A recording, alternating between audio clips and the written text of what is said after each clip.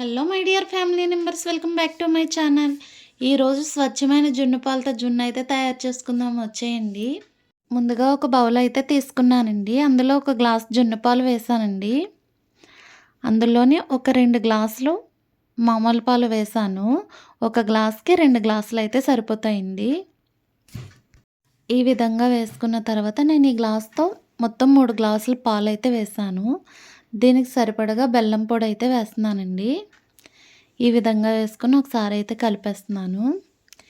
ఇలా కలుపుకొని అందులో బెల్లంలో కనుక ఏదైనా నలుకలు ఉన్నాయంటే వడకట్టొచ్చండి, లేదంటే అవసరం లేదు. ఇందులో ఇలాచీ మిరియాల పొడి అయితే వేసేసానండి. ఈ విధంగా వేసుకొని ఒకసారి ఒక గరిటెతో అయితే కలిపేసి ఓవెన్లో అయితే పెట్టేస్తున్నానండి.